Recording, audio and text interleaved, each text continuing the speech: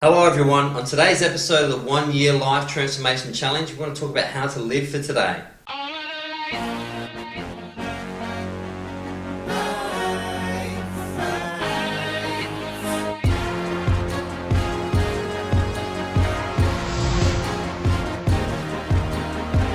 Hello everyone, as promised in the intro, we're going to go through 9 steps on how to live for the day, which is really the only time you have, the present moment.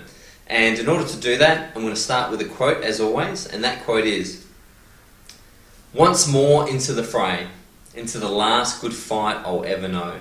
Live and die on this day, live and die on this day," from the movie The Grey. I'll read that one more time. "Once more into the fray, into the last good fight I'll ever know. Live and die on this day, live and die on this day." I used to have that great movie The Grey, if you haven't seen it, it's about some wolves and a hunter. I used to have this on my car door. It was so impactful to me. When I was collecting signposts, I don't have that sign anymore because I understand I can collect this knowledge whenever I see fit. But I really felt, the concept of this is the last good fight I'll ever know. What I'm about to do could very well be the last time I do it. So let's do it well. And let's live and die on this day. Let's really put it all on the field. Let's make sure that every action is treated as special. And I really think, that 4-line poem really illustrates that. Personally, I was always thinking, I can get this done tomorrow. I can leave that for another time. Really interesting experiments are happening right now across the world where they're using magnetic resonance imaging scanning and asking people questions about the future. So they'll take the typical patient and they'll put them under the lab conditions and they'll say, "I need you to pick up that stack of bricks." And an area of their brain which has motivation, understanding reward, understanding, logical reasoning fires up. And then they say, "I need you to pick up those bricks in 3 weeks from now." And then another part of the brain lights up. And what's very interesting is when they ask questions about the person, so for example, what do you like? The first part lights up. And when they ask questions such as, tell me about someone that you met at school, the part of their brain which has to do with picking up those bricks a few weeks from now starts to light up. So what scientists have concluded is that you treat your future self like a stranger and you treat your current self like yourself, which explains so much. We're so quick to lump our future self with so much work. I mean, think about it. We're always like, I'll do that tomorrow. Well, what's tomorrow's version of you going to be like when it's lumped with all this work?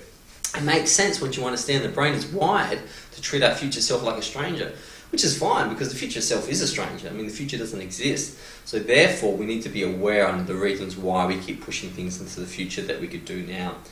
I want to show a short video on appreciating the moment, and appreciating the moment comes from understanding that we'll die, and I think this great video illustrates that really well. He died in 1849, aged 63. He was one of the important ones.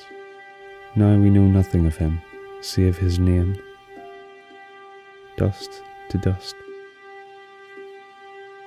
It sounds peculiar to want to come out here, to the old graveyard and the ruined church, for no motive other than to take in the philosophy that emanates from them, how much these places have to teach us. Nothing can matter quite so much when this is what all achievement will amount to. There can be no protection from this fate.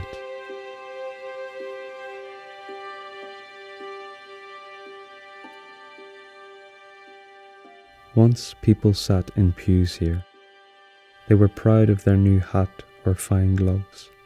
They nodded to their neighbours and whispered the occasional rumour. They discreetly scratched their legs. They examined their consciences. Some felt deeply sorry for the wrongs they knew they had done others. Now, the institution, and not just this particular building, is in ruins. They were trying hard, of course. They tried to make death less terrifying. They invented rituals to bring consolation and dignity to grief.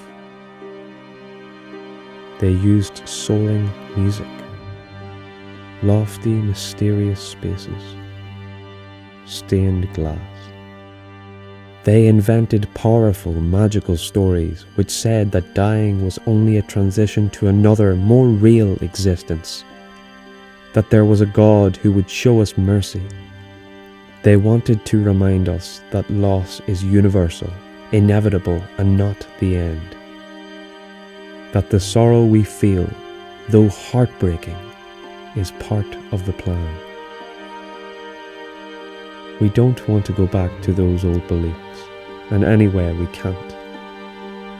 But they didn't get everything wrong. The churchyard whispers to us about the shortness of our days. These people were just like us. Then it was over, as it will be for us too, before long. Life is at best 500,000 hours of consciousness, many of which are behind us already. This haunting place urges us with melancholy poetry to alter our lives and our priorities, while a little time still remains to us. I love that video. I spent a lot of time in graveyards.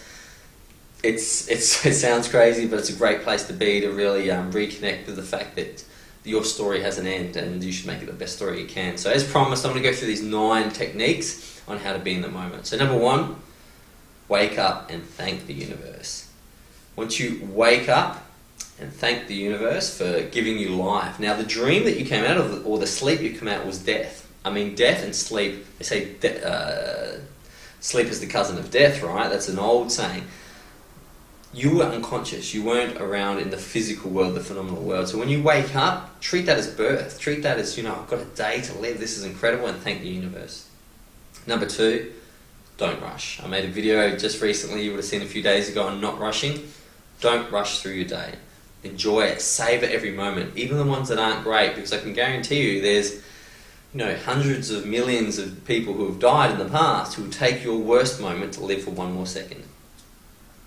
Number 3, make today your masterpiece. John Wooden, the coach of UCLA basketball team who won a record 9 championships, used to say, make today your masterpiece. What an incredible saying, Don't just make it a painting, don't just make it your masterpiece today. And if you do that every day, you'll live an incredible life.